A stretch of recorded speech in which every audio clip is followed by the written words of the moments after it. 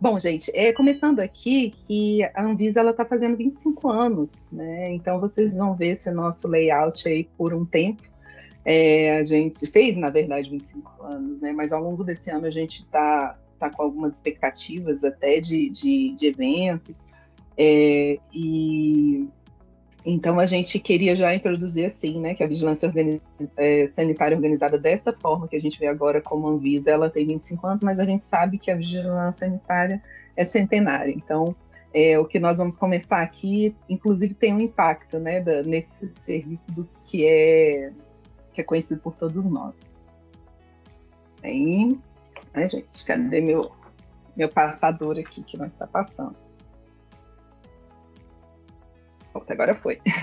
Aqui, rapidamente, os tópicos que a gente pretende abordar essa caracterização que já foi dada, né, até inicialmente, sobre a ELPI como um serviço de interesse para a saúde, né, onde é que ela está localizada, a interface da vigilância sanitária, né, por que isso é importante e por que a vigilância sanitária está envolvida, as ações da Visa sobre a ILPI, incluindo a normativa RDC 502, e o roteiro objetivo de inspeção, que é um instrumento prático que nós trouxemos aqui para apresentar para vocês e ter um diálogo sobre isso, né?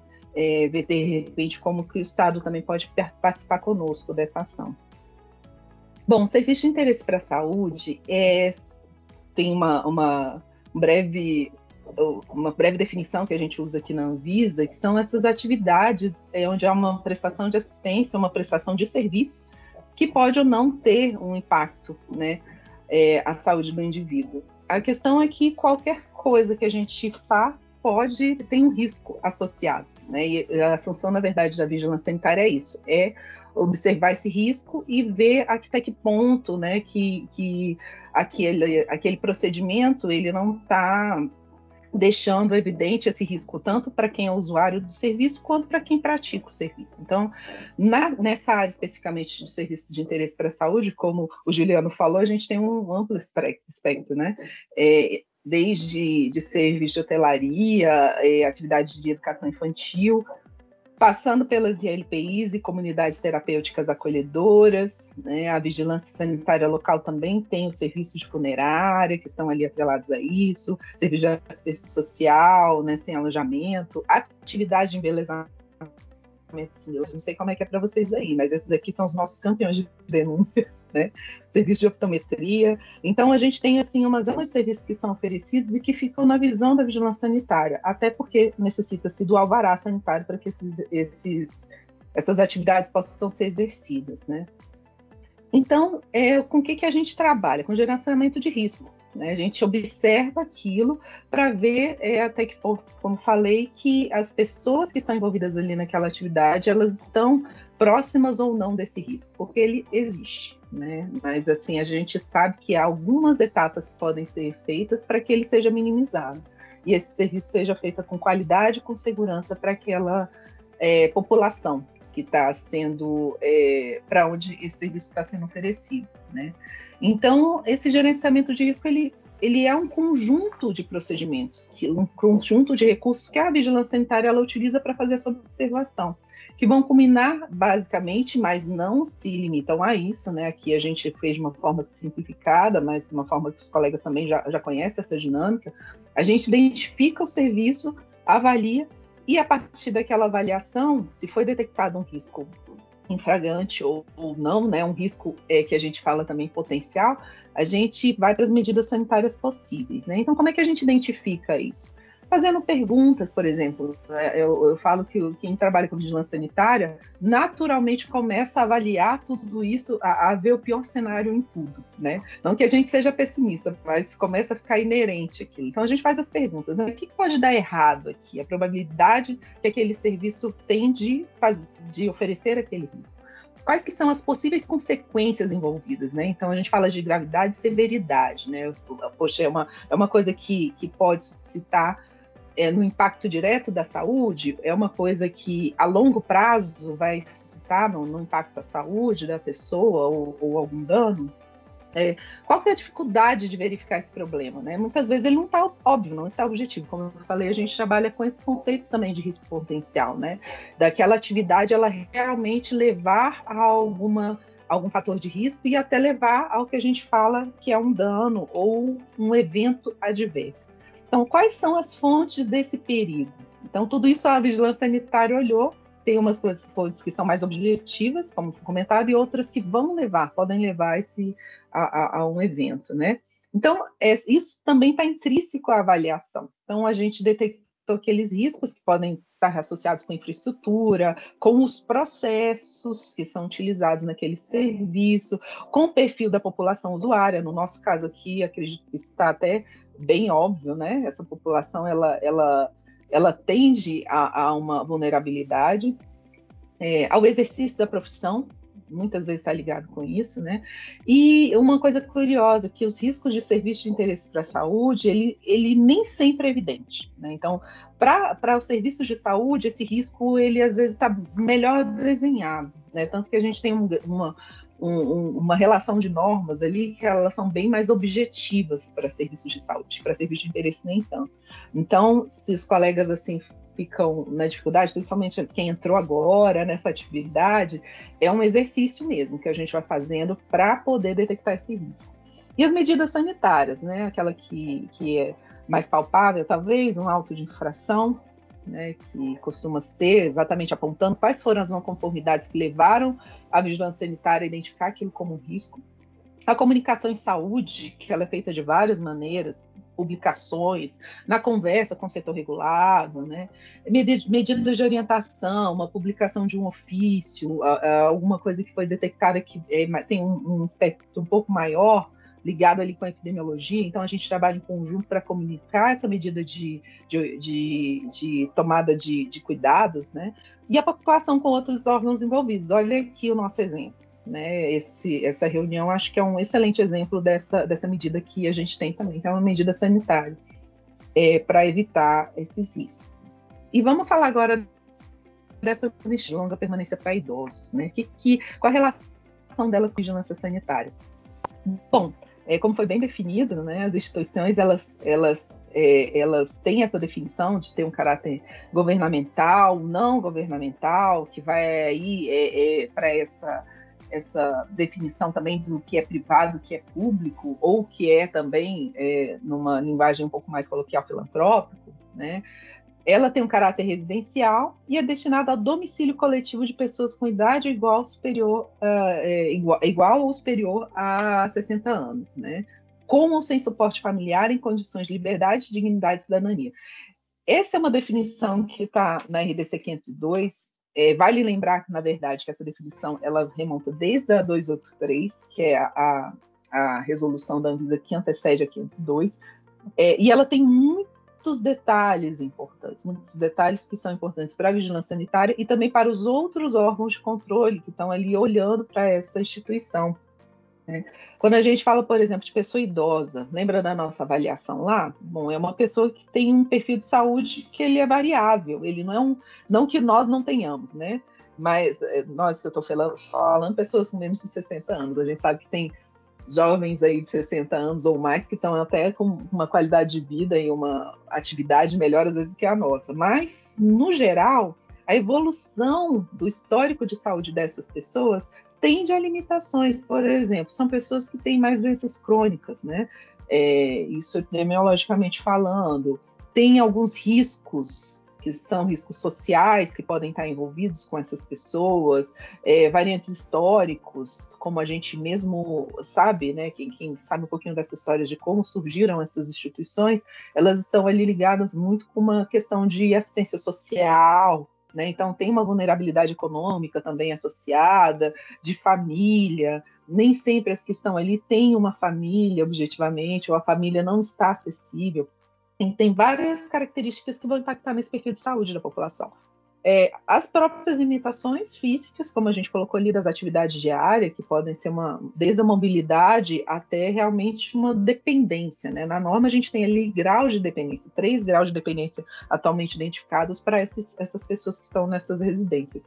E é uma residência coletiva, e que também por si já direciona para uma característica de atenção da vigilância sanitária, né? A gente teve um exemplo muito marcante com a pandemia de Covid-19, que nos fez observar o tanto que foi a população que primeiro se visualizou, né, da vulnerabilidade de contato com o vírus, e é uma residência coletiva, ou seja, estão todos morando ali, e a observação de como é o trato dessas pessoas ficou muito evidente, né, tanto do cuidado que tem que ter no processo para que se evite, por exemplo, propagar uma pandemia, ou que essa pandemia chegue, ou se instale, ou realmente faça mais... atinja mais idosos, né, exatamente pela característica da instituição. E aí a gente começa a observar algumas coisas que são importantes, derivadas dessa primeira observação que a gente fez, da identificação dos riscos, né? Então, na norma, a gente já tem uma descrição de como é essa infraestrutura, porque se a gente está falando de uma população que tem, por exemplo, uma questão de mobilidade, essa infraestrutura ela tem que estar ali, né, sendo observada. Uma população que tem uma diferencial na sua alimentação, isso também tem que estar sendo observado na norma, né? Tem, pela diferente grau de dependência, muitas vezes vai precisar de um auxílio, quer seja de um profissional que está ali na LPI, o famoso cuidador, ou de um profissional de saúde realmente assim formado, né, a manipulação daquele coletivo, como roupas, os materiais que estão ali. Então, tudo isso começa a ser um fator de observação. Uma característica muito importante, que são os medicamentos, né? Como eu falei, é uma população que ela tende a ter doenças crônicas, assim, na maioria daquelas pessoas que estão ali habitando. E essas doenças crônicas, elas dependem de um controle medicamentoso, né? Raras vezes não dependem disso. A gente pode citar aqui diabetes e a pressão, por exemplo, né? Uma pressão alta. São bem corriqueiros, muitas vezes isso também deriva para outras características orgânicas, se tem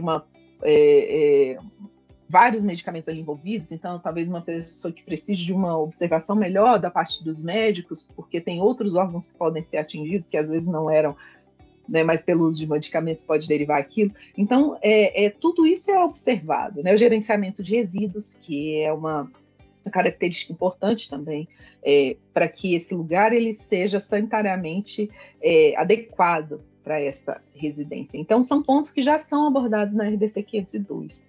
Né? E daí, a gente tem uns exemplos de medidas sanitárias partindo para aquela evolução, né? A gente fez identificação do problema, está analisando os processos, verificou que tem algumas adequações a serem feitas e temos os respaldos. O primeiro é o monitoramento através da RDC 502. Essa é uma RDC que, como eu falei, na verdade, ela tem uma história, vou pincelar isso aqui, mas depois, se a vigilância quiser, a gente pode conversar um pouquinho mais. Ela não mudou essencialmente o seu conteúdo, né? Para quem leu atentamente a 283, que é de 2005, comparou com a 502, viu que ela teve mais uma alteração de formato, né?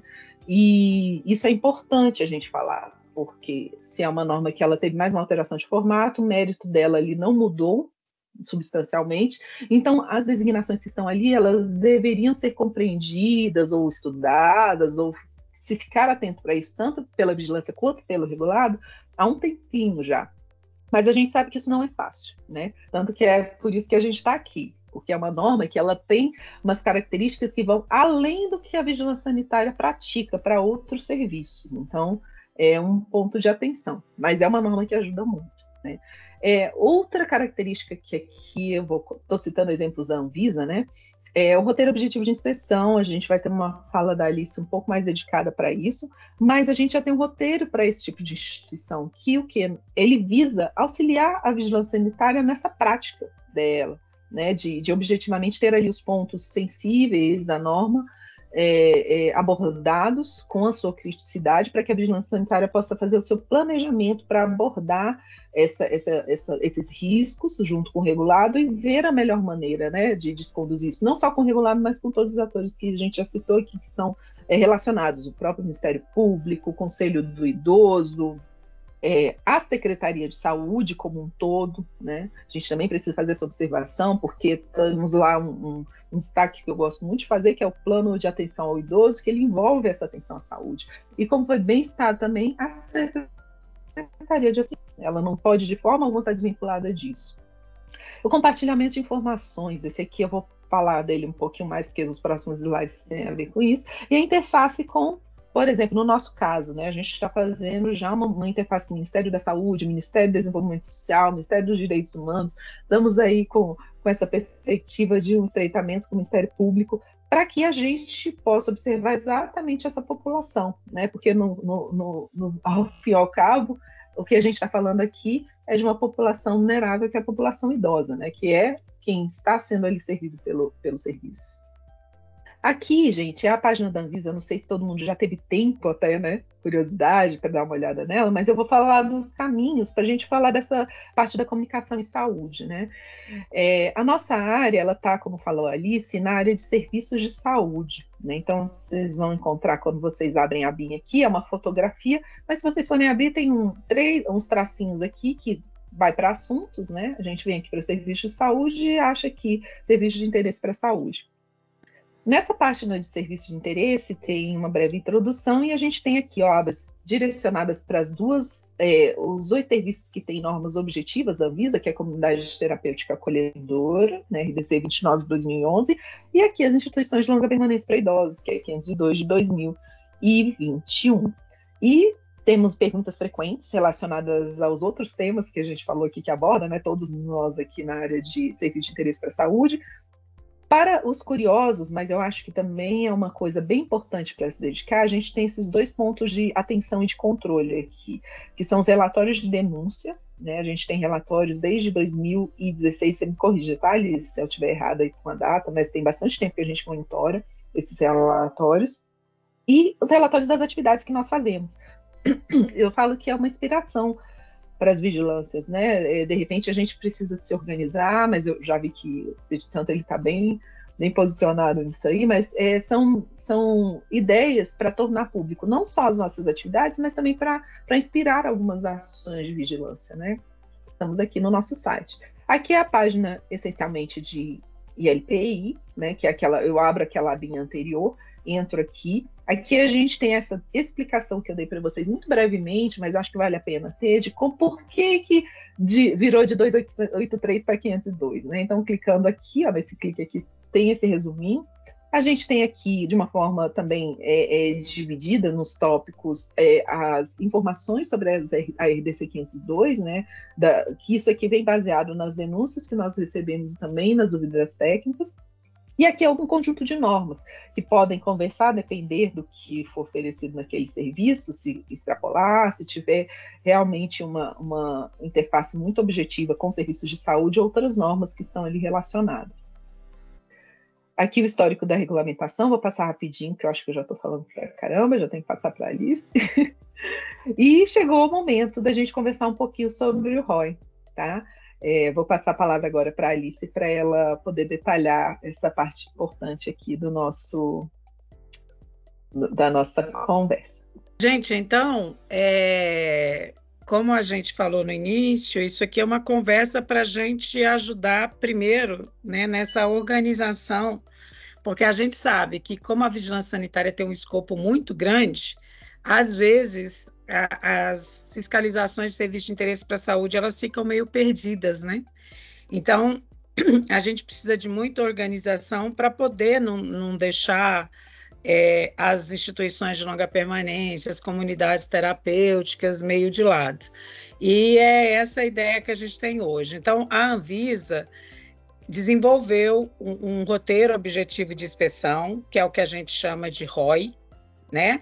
Que está dentro de um projeto, que é o projeto de harmonização das ações. Então, como é que foi isso? A gente sabe, recebe reclamação todo em tempo, que dependendo do que do fiscal que vai na instituição, né, do fiscal que vai no serviço, a gente tem uma avaliação determinada. Já tem outro fiscal que olha outra coisa, e tem o fiscal, por exemplo, na IUP. Tem o fiscal que deixa o tapetinho porque acha bonitinho, né? Ah, foi a tia fulana quem fez, e ela fez com todo cuidado lá de crochê, do jeito que ela achava bonitinho, então vamos deixar isso aqui. E aí vai um idoso, leva uma queda. Tem o outro que não deixa ter nada. Então, para evitar essas diferenças, né, para a gente tentar padronizar, harmonizar em todos quantos são serviços, e não é só serviço de interesse para a saúde, serviço de saúde também, a Anvisa criou esse projeto. Ele vem em cima do modelo de avaliação de risco potencial do professor Navarro, é uma marca registrada. Vocês já devem ter ouvido falar, o estado de Santa Catarina já está bem à frente com isso aí, né? E a gente tem, e é onde nós vamos trabalhar, um link para o PDF. Quando vocês vão ter a ideia, né, vão ter oportunidade de mexer com isso, então entra sempre nesse link que está aí. A gente vai depois deixar essa apresentação, que é onde está o PDF para o roteiro. E eu vou explicar direitinho como é que é esse roteiro, para passar, Tati. Esse é a cara do projeto, pode passando, deixa eu fazer a figura inteira. Ele é o que a gente carinhosamente chama, né, de polvo, porque ele tem vários braços, né? É um projeto é o projeto de harmonização, são que os ROIs, é o projeto de padronização, que é o GTT. O que é GTT? É um grupo de trabalho tripartite, então tem a Anvisa, tem as pessoas de Visa estadual, tem pessoas da Visa municipal que trabalham com serviços de saúde, e eles estão fazendo para a gente POPs. Então, a gente já tem 2 POPs lá nessa área, que eu vou mostrar para vocês onde que vocês encontram.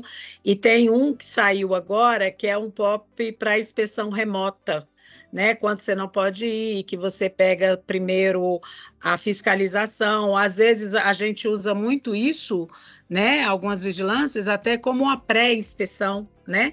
E a ideia desse grupo é da gente fazer um manual mesmo para inspeção para serviços de saúde, mais para fim de serviço de interesse para a saúde. Tem o projeto de desenvolvimento das ferramentas para aplicação do ROI, que isso está interligado, a gente vai falar também aqui, e a capacitação, que a gente vai só dar uma pinceladinha, mas essa capacitação em boas práticas eu vou mostrar para vocês onde se encontra, mas a gente está em vias de colocar esses cursos no AvaVisa, que é a plataforma que a gente tem aqui, que vários de vocês já devem conhecer. Pode passar, Tati. Isso tudo junto leva a essa avaliação da segurança e da qualidade de serviço de saúde de interesse para a saúde. A ideia da gente é que nós tenhamos cada vez mais serviços qualificados. E a gente até hoje, desde 99, que a Anvisa foi criada, a GGTES existe, e a gente não tem cadastro dos serviços, a gente não tem ideia de como que esses serviços estão, né? E como que eles estão feitos lá. Sua tela ficou preta. Estou vendo, gente. O que aconteceu? Peraí. Problemas técnicos acontecem, pessoal. Vejam se está bom. Está carregando. De novo. Pode passar para o próximo. Então, qual que é a ideia, né, dessa harmonização dos roteiros? Como eu disse anteriormente, é padronizar e qualificar as ações de inspeção e fiscalização em todo o país, obter dados reais e atualizados sobre a situação desses serviços. Eu vou mostrar como que a gente obtém isso. Uma atuação mais estratégica dos entes do SNVS, isso vale para a Anvisa, vale para o Estado e vale para o município, né? Manutenção da autonomia dos entes federados. Então, por que essa manutenção da autonomia? Isso não é obrigatório, tá bom? Ele é um serviço que é uma ferramenta que você vai usar se você achar necessário. Então, ele não é, se você achar que abrange a sua realidade, que lhe ajuda nisso. Então, ele não é obrigado, a gente não tem hierarquia, né, no SNVS, então não teria sentido a gente fazer essa obrigação. Reduz a subjetividade nas ações relacionadas aos serviços de saúde e de interesse para a saúde e disponibiliza para todo o SNVS um acesso a uma metodologia que auxilie na tomada de decisão. Esses pontos todos aqui, a gente vai guardar, porque a gente vai utilizar a partir dos próximos slides. Pode passar, Tati. Se você abriu, eu abri isso aqui ontem, domingo, né? Estava pensando em vocês, falei, não tem nada para fazer num domingo aqui, então vou cuidar daquele povo do Espírito Santo. Então, se você abriu o portal da Anvisa ontem, essa era a carinha, né? Porque essa moça até foi no nosso concurso ontem. Espero que vocês tenham feito para poder a gente trabalhar junto. E aí, nesses 3 pontinhos aqui, ó, Agência Nacional da Vigilância Sanitária, você clica neles para passar. E aí vai aparecer, como a Tati disse, assuntos, e aí a gente vai em serviços de saúde. Se você quiser saber dos serviços de interesse para a saúde, naquele lá que a Tati disse. Se não, nesse aqui, ó, projeto de melhoria do processo de inspeção sanitária em serviços de saúde de interesse para a saúde. Clicando aí, para passar, vai aparecer essas 3 caixinhas, que foi como eu disse, essa capacitação em boas práticas, que é onde tem os cursos, tem 2 lá que já estão disponibilizados, que são pré-requisitos para quem quer trabalhar com roteiro objetivo de inspeção. Conta como é que é, conta qual que é a ideia, conta a origem, né? A padronização são os documentos do GTT, do POP, né? E a harmonização é o que interessa para a gente aqui hoje, que é exatamente onde vão estar os PDFs e o link do Lime Survey dos roteiros, para passar. Então, se você vai clicar lá, você vai ver que nós temos já 16 roteiros, objetivos de inspeção, endoscopia, aqui todos eles, 15 deles são de serviços de saúde, só tem um de instituição de longa permanência para a saúde. A nossa ideia é que até julho a gente tenha o de comunidades terapêuticas também, acolhedoras, né? Mas o que interessa para a gente hoje é o AIUP. Está faltando aqui, e eu acho que se a Tati clicar, ele vai aparecer, o último, né, que foi feito, que é esse EAC tipo 3, laboratório clínico, que é a da nova RDC. A RDC de laboratório já tem o ROI para o tipo 3, pode passar.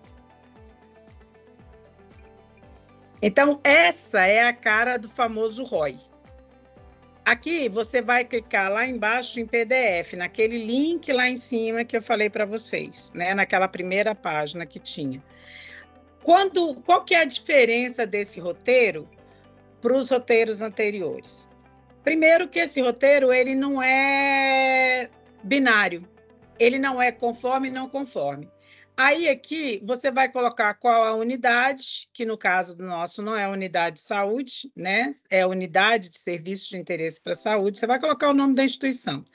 Se essa instituição é particular, se essa instituição é filantrópica, se essa instituição é pública, o contato, que no caso é o responsável técnico, né, ou o responsável legal, aquela pessoa com quem a vigilância sanitária vai falar, a data e o seu nome, que você que é o avaliador ou o chefe de equipe, né? Esse aqui está em PDF e a gente pede para que vocês utilizem sempre o PDF. Quem é da vigilância sanitária pode utilizar o PDF e o Lime Survey.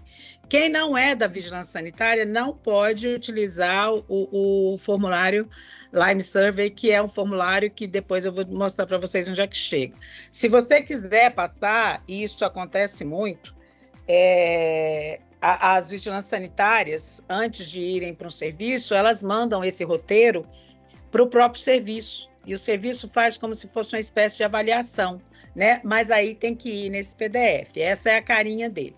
Então, como é que ele é? A gente pegou a RDC e nós dividimos a RDC no que a gente chama de indicadores. Então, cada linha dessa aqui é um indicador. A DIUP está aqui, ó, alvará sanitário, constituição legal, responsável técnico, contrato. São 37 indicadores que nós colocamos a instituição de longa permanência para idosos, tá? E aí, qual que é a diferença dele para o outro? Primeiro que ele não é binário. Ele é de 0 a 5 e eu vou explicar. Tem o indicador, então aqui eu tenho o nome do indicador. O primeiro indicador, então, é o alvará sanitário, coincide com a ordem, mais ou menos, lá mesmo, da RDC. O segundo, constituição legal, responsável técnico. Então, aqui, nesse nome do indicador, ele mais ou menos dá uma ideia para a gente do que está sendo avaliado. Aí vem essa coluna aqui, crítica. Essa coluna, gente, ela é extremamente importante. Ela é crítica ou não crítica? Aquele indicador é crítico ou não crítico? Para a gente que é da vigilância sanitária, e isso é uma vivência que a gente tem, numa primeira ideia, a gente fala assim, mas como que eu acho que o alvará sanitário de uma instituição de longa permanência para idosos é não crítico? Ela é crítica, se não tiver, como é que ele vai fazer? Mas, assim, porque quando a gente tiver um tempo maior, se vocês se interessarem, a gente pode explicar para vocês qual que é a matemática por trás da metodologia. Ou quem já ouviu o doutor Navarro falar sabe disso. Quando você coloca aqui que o indicador é crítico, quer dizer que se ele tiver 0, ele vai jogar a instituição para uma faixa que a gente diz que é intolerável, quer dizer, aquela instituição ela não poderia funcionar. Então, se eu coloco que o alvará sanitário é crítico, eu estou dizendo que quando a instituição de longa permanência não possui alvará sanitário, ela não vai estar funcionando. E aí? A gente vai fechar todas vocês disseram que vocês têm 118 IUPs, né, no estado. A gente vai fechar quantas? 18? A gente vai fechar 100? A gente vai fechar 118? Quantas dessas não têm alvará sanitário? Então, isso aí é importante, por isso que a gente não colocou não crítico. A gente colocou não crítico justamente porque se der 0, a gente vai, talvez, chegar num tolerável. E aí, o que significa esse de 0 a 5? A coluna número 3, ela é sempre o que está escrito na RDC. Então, às vezes, a gente fala assim, nossa, mas esse texto da RDC não está legal, não está bem explicado. Mas a coluna 3 tem que ser o texto da RDC, não é outro jeito. Abaixo de 3 é que ele não está cumprindo a RDC. Acima de 3, ele está cumprindo acima do que a RDC pede. Entenderam? E aqui, essa última coluna, ela já dá para você o artigo do marco regulatório. Então, quando você disser que a instituição, vamos lá, a instituição Lar Maria Madalena, esse Lar Maria Madalena, se eu colocar que ele não possui alvará sanitário, eu já sei que ele tem uma inconformidade nesse aqui, ó, nesse artigo 8º. Agora, ele não possui alvará sanitário. Quando se eu fizer uma fiscalização com o modelo binário, eu só tenho 2 chances, conforme ou não conforme. Então, se ele não possui alvará sanitário, não conforme. Possui alvará sanitário atualizado, conforme, que é o que diz. Era só isso. Agora, ele pode não possuir alvará sanitário de jeito nenhum. Ele pode ter o alvará sanitário, só que o alvará sanitário está vencido, sem renovação. É diferente, não é diferente dele não ter alvará sanitário? Aí ele tem 1. Ele já não tem mais 0. Ou ele pode ter um alvará sanitário vencido, mas ele já pediu a renovação, ele está só esperando. É diferente do 1 e é diferente do 0. Ele está numa situação melhor, por isso que ele ganha 2. Ou então ele tem o alvará sanitário atualizado, bonitinho, como a RDC pede, ele ganha o 3. Pronto. Ou então o alvará sanitário dele está atualizado, mas ele já pediu a renovação para não precisar passar nem um dia com esse vencido. Ele ganha 4. Ou ele solicitou renovação do alvará antes do vencimento nos últimos 2 anos. É aquela instituição que você vai que ela está sempre fazendo isso. Então, ele vai ganhar 5. Tem algumas vezes que a gente conversa e as pessoas questionam, falam assim, Alice, Tatiana, mas, poxa, você vai dar bônus para a instituição? Não é tá dando bônus, gente. Ninguém vai dar bônus para setor regulado. Setor regulado tem que cumprir o que está preconizado. Só que esse 4 e esse 5, eles vão ajudar a gente na questão da nossa avaliação, da nossa priorização, né? Então, eu vou chegar lá, vamos lá. Pode passar o próximo. Nós elencamos aqui algumas partes do ROI, aqui já é a cara que ele tem no Lime Survey, tá? Volta lá, Tati, só um minutinho no anterior, um pouquinho, perdão. Aí você vai olhar aqui, vamos supor que a minha instituição tem alvará sanitário atualizado, eu vou colocar o 3 aqui, a caneta mesmo nesse alvará. Tá? Então, por que a gente disse para você fazer no PDF, fazer a caneta? Porque o nosso sistema Lime Survey, isso é para vigilância sanitária, tá bom? Que pode usar o Lime Survey.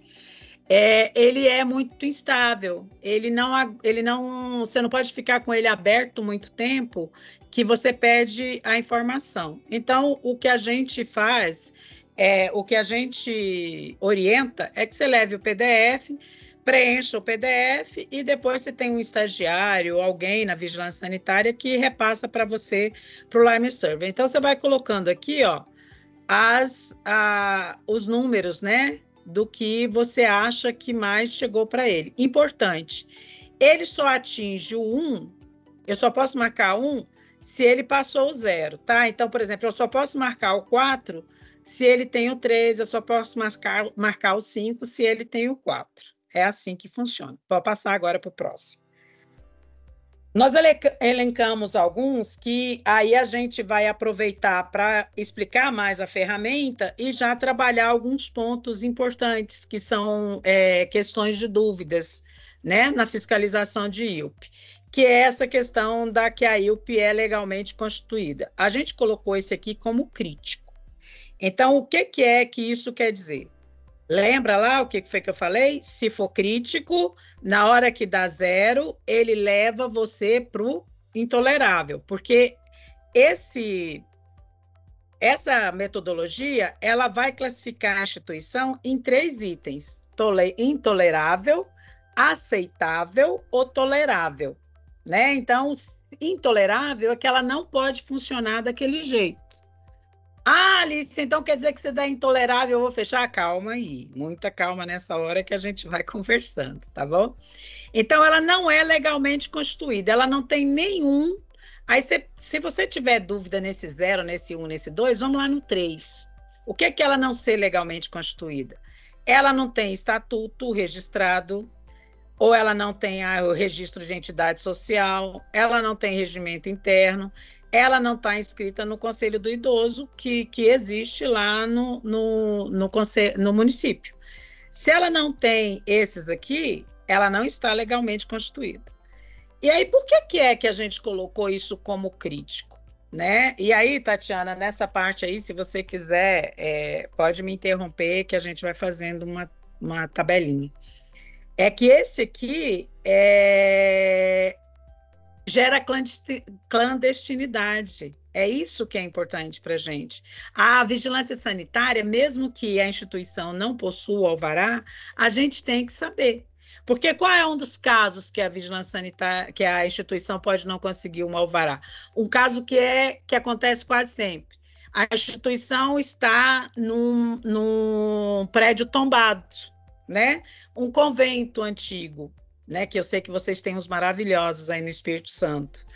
E aí esse convento cheio de escada, um convento que não tem acessibilidade. Então aí a vigilância sanitária não pôde aprovar o projeto básico arquitetônico. Não aprovou o projeto, ela não consegue o alvará. É diferente. Agora, ela não ser legalmente constituída, ninguém nem sabe que ela existe. É a clandestinidade, né? Então, aí, se ela não é legalmente, ela é 0. Ela é legalmente constituída, porém, ela não tem estatuto, ou no caso de filantrópica, não tem entidade social ou regimento interno, quer dizer, falta um desses documentos, ela ganha 1. ela é legalmente constituída, porém alguns documentos estão desatualizados, não condizendo com a realidade do serviço. Então, por exemplo, o regimento interno dela é o regimento da época que começou a funcionar. Né? Então, hoje em dia, por exemplo, eles aumentaram o número de quartos, eles estão oferecendo um serviço de curso de informática para os idosos, que às vezes a gente tem, né, em instituições particulares, eles oferecem muitos serviços, e o regimento interno não fala disso, então ela está desatualizada. Ou a IUP não está inscrita no Conselho do Idoso, né? Então ela ganha 2. Está legalmente 3. Os documentos estão disponíveis eletronicamente para o acesso do público, para o acesso da vigilância sanitária. Se uma pessoa tem a ideia de colocar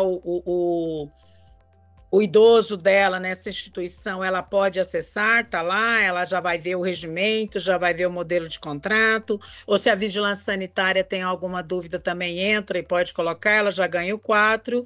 E a instituição tem uma rotina descrita, tá? Não adianta só falar, isso tem que estar lá escrito. Realiza reuniões periódicas que estão registradas para avaliar esses documentos. Então, tá beleza, tá ótimo, ela ganha 5. Agora, lembra que se ela realiza reuniões periódicas, mas os documentos não estão disponíveis, você não pode marcar 5. Você vai marcar 3, tá bom? E aí, ó, o marco regulatório é o artigo 7º e o 9º da RDC, e o parágrafo único da lei, né, do Estatuto do Idoso. Isso aqui foi um dos pontos, pode passar o outro, Tati.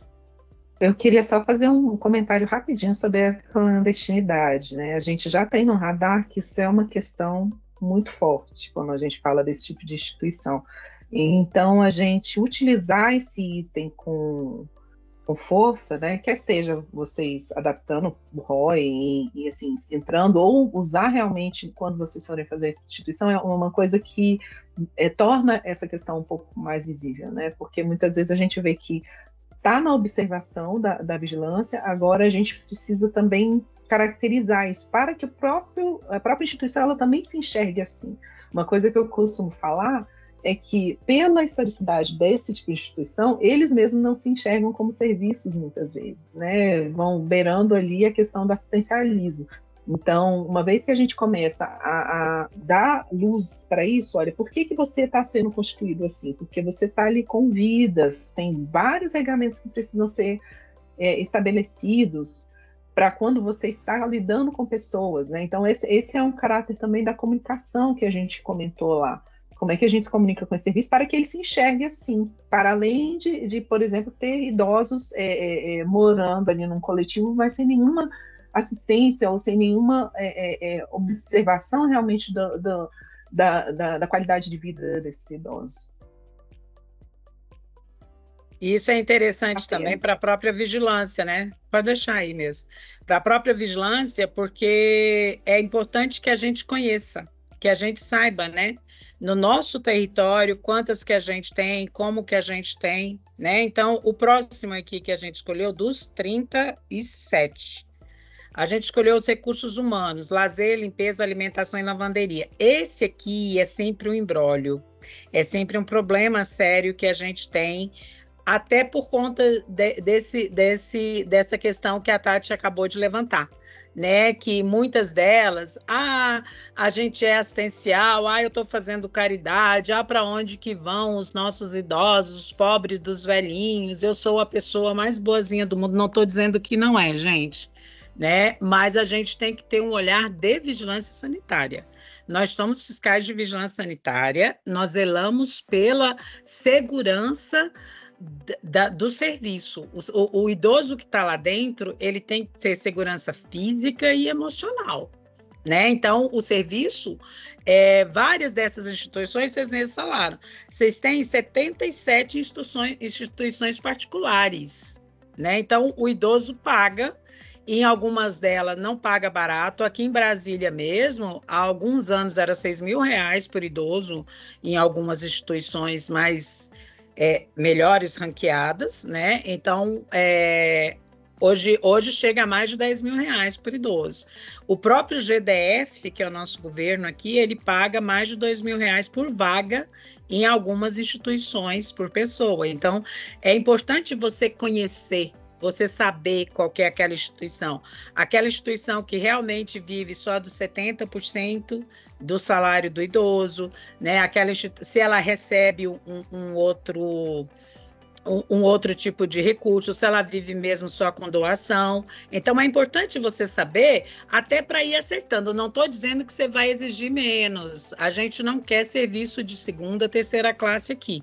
Mas você vai ter que ir adequando, você vai ter que ir conversando. Aqui no GDF mesmo, eu falo porque eu conheço a realidade. A gente acompanhei um tempo. Eles tinham um programa em que eles foram adequando. A gente conversou um dia desses com o Ministério Público do Recife, de um município lá, que nenhuma instituição, acho que eles tinham 16 instituições, nenhuma tinha alvará sanitário, por conta da questão da estrutura física. Aí vai fechar todo mundo? Não. Mas eles foram conversando e estão, junto com o Ministério Público, com a Vigilância Sanitária, com o Conselho Municipal do Idoso, eles estão, aos poucos, fazendo um termo de ajuste de conduta, né? Ou um plano de melhoria, pode até não ser o TAC, mas você faz um plano de melhoria com prazo, com as atividades que podem ser cobradas, para aquilo ali ir melhorando. Então, é isso aqui, e esse recursos humanos é primordial. Né, é primordial. O que diz? Apresenta recursos humanos com vínculo formal de trabalho, então a ficha da pessoa tem que estar lá. Aqui é importante vocês verem, tanto o Juliano como a doutora Elaine, ver o que significa, né, para vocês aí vínculo formal, porque tem vezes que as pessoas dizem que vínculo formal é só CLT, tem outros que já entendem diferente, que um estagiário, um voluntário, né, desde que você tenha ali uma coisa formalizada. Então, é bom vocês verem como é que isso no jurídico de vocês funciona. A gente está falando com o Ministério Público, eles sabem mais que a gente nisso, né? Exceto nos casos em que há terceirização, porque a gente sabe que você pode terceirizar a alimentação, pode terceirizar a limpeza e o processamento de roupas, né? Se for terceirizar, a empresa terceirizada tem que estar totalmente regularizada na vigilância sanitária. Se a empresa que presta o serviço não está regularizada junto à vigilância sanitária, a vigilância sanitária não sabe que ela existe, ela não pode nem participar da licitação, né, para poder ser a escolhida aí. Que garantem a realização das seguintes atividades. Então, essa atividade de lazer é um profissional de nível superior a cada 40 idosos, com a carga horária de 12 horas semanais. É aquele profissional, geralmente, da educação física, né, que vai para ajudar num alongamento, né, que leva os idosos para conversar, para fazer algum tipo, né, de exercício para eles se mexerem, né, não para ficar o tempo inteiro sentados na frente da TV, que isso acontece demais. Serviços de limpeza, um profissional a cada 100 metros quadrados de área interna, ou fação por turno diariamente. Nós já vimos, né, Tati, que isso aí é um problema sério, porque geralmente essas instituições, elas são muito grandes, e aí a hora que a RDC pediu um profissional para cada 100 metros quadrados, isso torna até impossível. Você vai ter mais profissional de limpeza do que cuidador, do que responsável técnico. A gente já detectou esse problema e mais para frente, ou se a Tati quiser, ela pode até interferir agora para dizer o que a gente está pensando. Perfeito, eu vou falar rapidinho.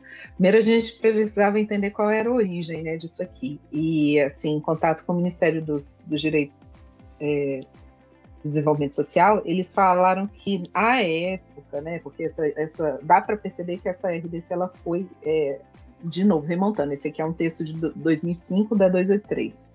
Ele foi montado ali por várias cabeças, não só da vigilância sanitária. Então, aqui, o que foi pensado à época é naquele papel que o cuidador tem, múltiplo, né? E que também é questionável, hoje está muito evidente para a gente, né? Qual que seria o papel desse cuidador? Ele também teria esse papel, talvez, de fazer o serviço de limpeza. Então, a gente entende que isso é um problema já, e numa possível revisão que a gente espera que saia por esse tempo, não agora, não vai ser amanhã, mas a gente está fazendo o que a gente chama de análise de impacto regulatório da norma, né?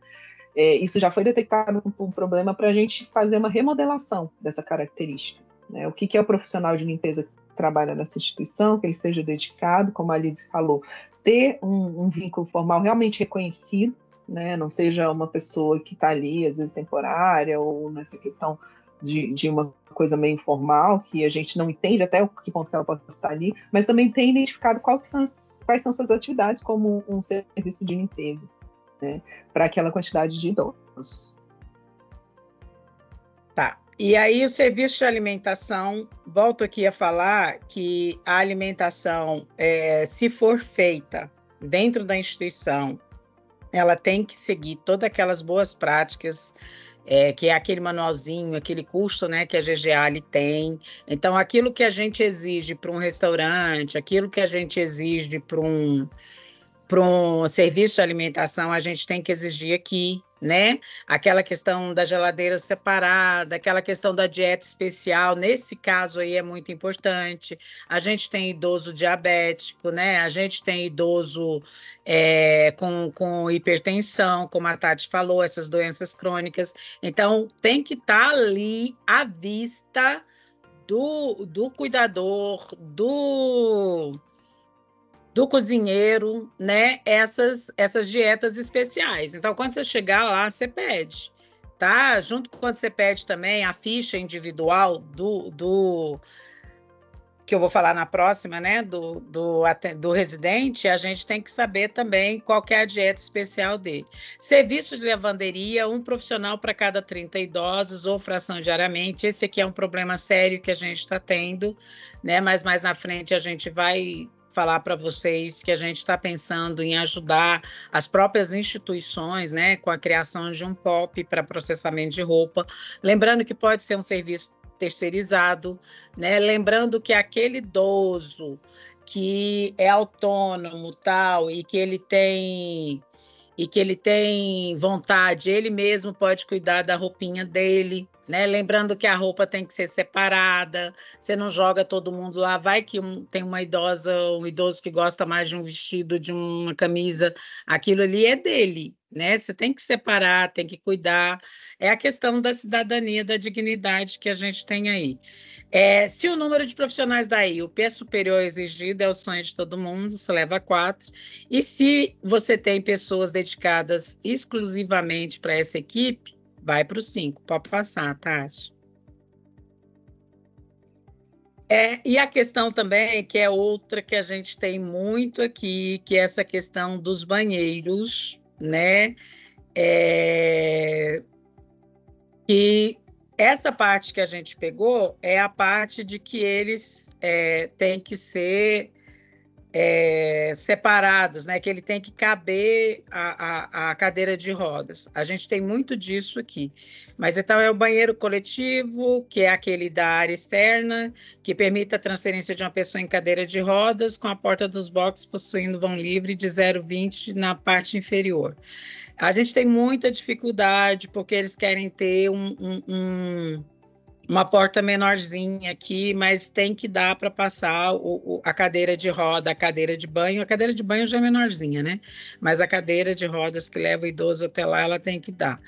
E, além dos banheiros coletivos, ela possui também banheiros individuais, e todos os banheiros individuais estão em quantidade de dimensões adequadas para todo o atendimento. Aqui a gente tem também que lembrar que aquela outra questão, né, do banheiro em cada quarto, né, que é outra que as instituições reclamam muito. Você tem a exigência de que no máximo 4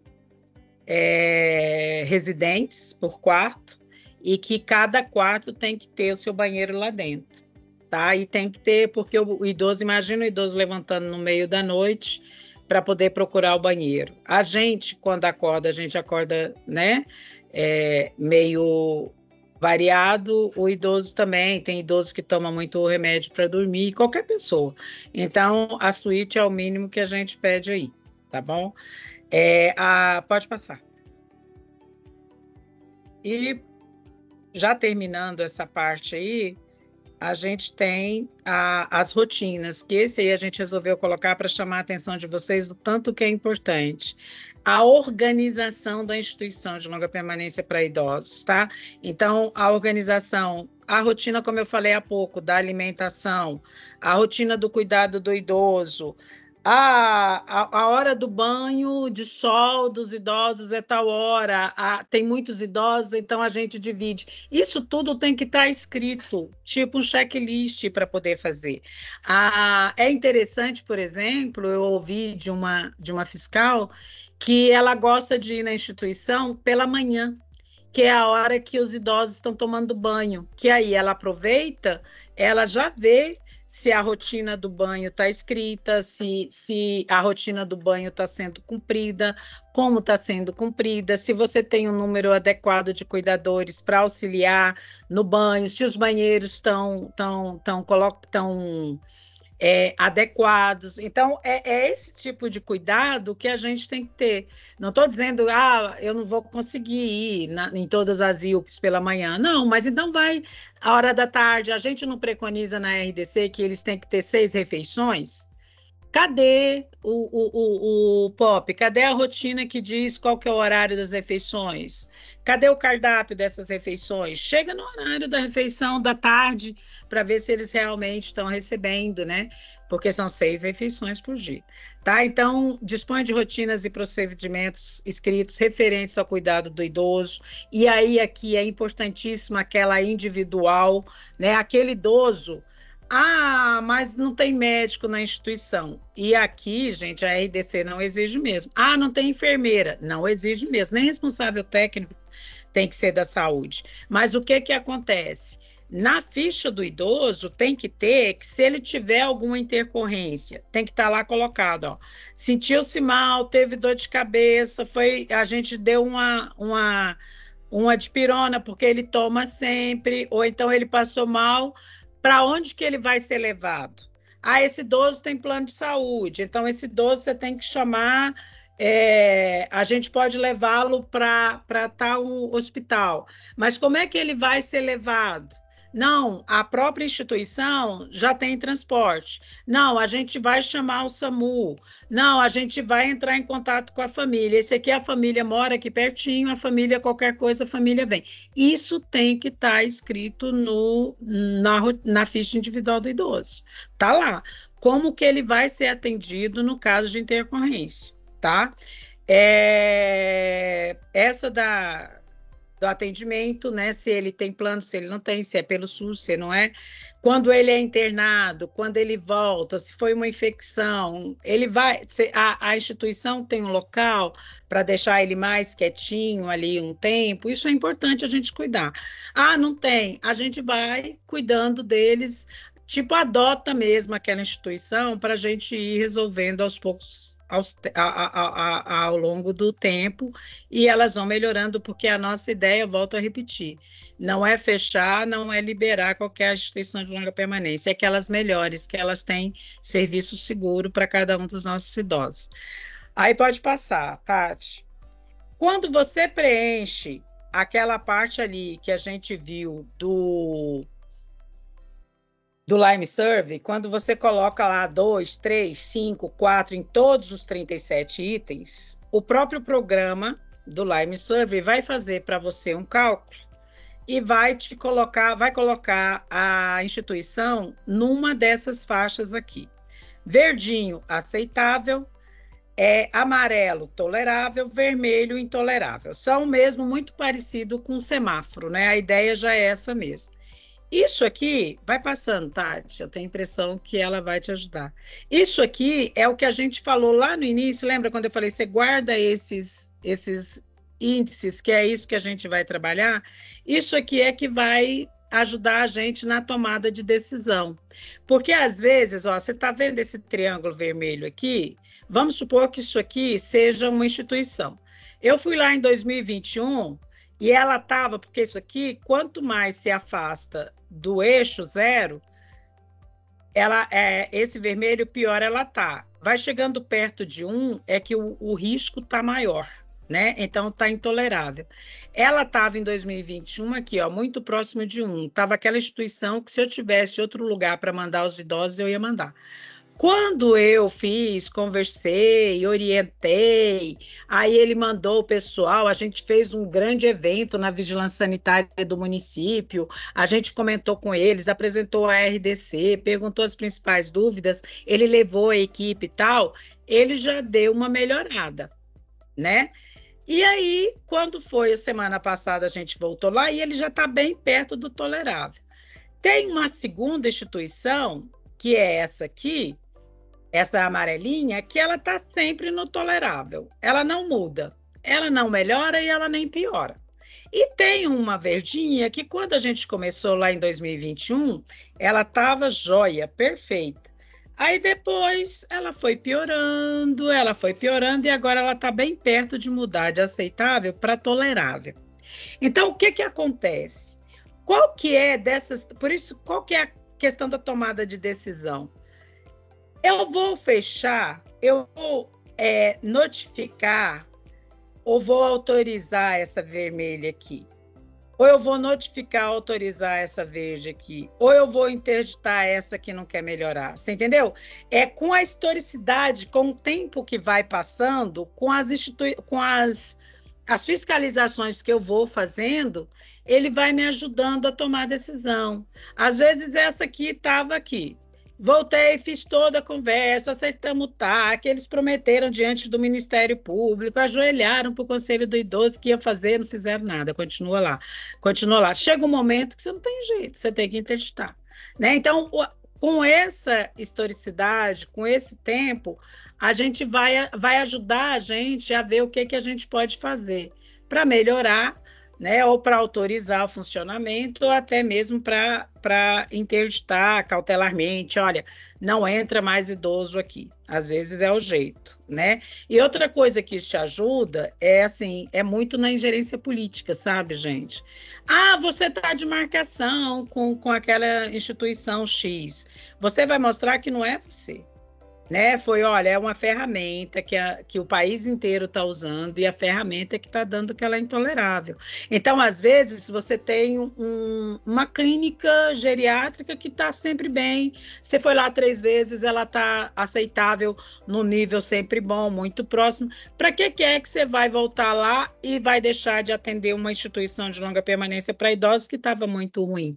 Isso vai ajudar você a fazer até o seu calendário. Tá bom? Pode passar, Tati. Esse projeto, então, é o Lime Survey. Quando você faz nessa ferramenta do Lime Survey, automaticamente você cria um Power BI, que ele está hospedado aqui na Anvisa. Eu vou mostrar para vocês a carinha dele. Então, como eu disse, ela é de uso voluntário, essa ferramenta, né? Então, a gente orienta para que você preencha depois da inspeção.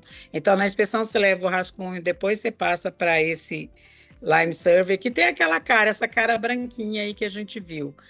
E ele gera esse valor do risco potencial, que te diz se ele está tolerável, intolerável, aceitável, e a Anvisa recebe essas informações de modo automático. E aí, se você está dentro, você tem automaticamente esse acesso, estado e município. Só que para ter esse acesso, você tem que fazer um cadastro para passar, Tati. E aí, quem vai fazer isso para você é o gestor, né, do estado. Ele vai falar, olha, a gente vai colocar fulano e fulano, manda um e-mail, vou colocar aqui o e-mail daqui a pouco para vocês. Esse dado do painel vai ajudar a gente a identificar os riscos, vai ajudar a Anvisa, como a gente viu o problema da questão do profissional da limpeza. Então, a gente vê, olha, tem algum problema na norma, a gente vai ter que ver, vai ter que trabalhar, vai ajudar o Estado, o que o Estado pode fazer, quantos mais dados a gente tem, mais análise a gente pode fazer, né? Então, a gente pode, por exemplo, fazer uma capacitação com a determinada instituição que não sabe como lidar com um idoso acamado de grau 3, tem instituição que não recebe mais, tem instituição que que tem vigilância sanitária que não quer que o idoso tenha home care, e ele pode ter. Então, a gente pode fazer uma capacitação com as instituições, pode fazer uma capacitação com os nossos fiscais, né? Como é que faz o gerenciamento de tecnologia, né? Agora, lembrando também para vocês que, mesmo que não seja crítico, se você tiver 0, 1 e 2, ele está descumprindo legislação. E isso tem que entrar na melhoria, no plano de trabalho de melhoria, né? No plano de melhoria da instituição. Pode passar, Tati. Vou correr porque já está 3 minutos. Essa aqui, olha, gente, que coisa linda. É a carinha do painel, é só uma fotografia. Até ontem, lembra que eu fiquei pensando em vocês? A gente tinha 429 formulários de instituição de longa permanência para idosos em todo o país. Essas bolinhas aqui, ó, são os lugares que têm alimentado o Lime Survey, e o nosso Power BI é esse aqui. Então, ó, a gente recebe muito mais de Minas Gerais, né? Espírito Santo, a gente não tem ninguém fazendo IUP. Vocês estão fazendo UTI, centro cirúrgico, isso aí tem uma galera fazendo. Até porque o núcleo de segurança do paciente exige, tem, né, uma outra história lá. Mas a de IUP vocês não têm, eu fiquei chateada de não colocar aqui o estado do Espírito Santo, mas coloquei o nacional. Aí tá vendo aqui, ó, os verdinhos são dessas 429 as que são aceitáveis, que é o mesmo tanto que está aqui, eu não consigo enxergar agora. A maioria delas está no tolerável e tem uma parcela aqui que chega em 20 e poucos %, que ele é intolerável, tá? Então, aqui é cada uma das respostas que a gente tem, cada um dos 36 indicadores. Aí você tem os críticos, você tem por indicador o número de respostas 0, 1, 2, tem o número de resposta 3, 4, 5, que são os que estão dentro da norma. Tem um bando de filtro aqui que você pode fazer. E aqui tem a instituição, né? O nome das instituições, e aí o vermelhinho, o amarelinho, onde é que elas estão. Pode passar, Tati. Minha câmera acabou de dar problema aqui. Por fim, já terminando, né? O alimentar o BI, qualquer acesso, para você ter acesso a essas informações, ou para você fazer o que a gente pediu, você deve mandar um e-mail, né? Ou qualquer dúvida que você tenha com relação a esses formulários, é esse e-mail aqui, ó, inspecão@anvisacal.gov.br. Tem uma equipe que trabalha com isso, né? E aí a gente vai para... Pode passar. Que foi, a gente fez essa semana, a gente fez um recorte de janeiro. Em janeiro, a gente tinha 68 serviços de IUP no país inteiro que estavam inaceitáveis. A gente juntou essas pessoas aqui, e os indicadores, isso aqui é só a título de curiosidade, que mais apareceram foi o de processamento de roupa, o responsável técnico, que aí a gente se pergunta, né? Se a norma tem 20 anos, a instituição não consegue ter um responsável técnico por nível superior. A gente não exige nem que seja de saúde.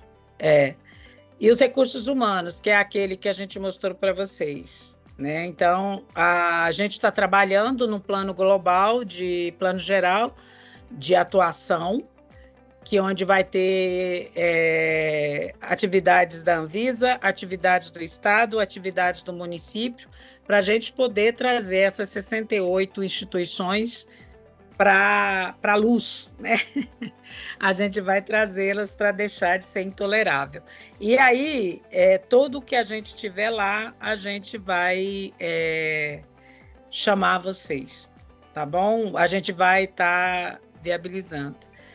Essa aí é a nossa carinha, a Gerência Geral de Tecnologia é a GGTES, ela está atualmente na 3ª diretoria da Anvisa.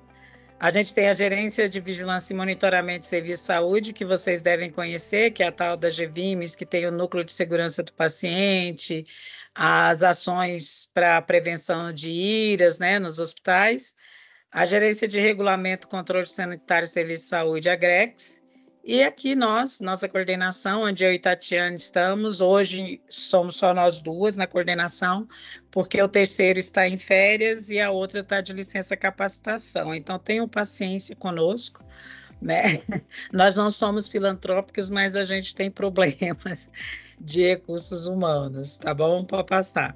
Aqui as informações, tudo que a gente falou, os sites, os sites, os endereços, para vocês terem um acesso mais rápido para passar.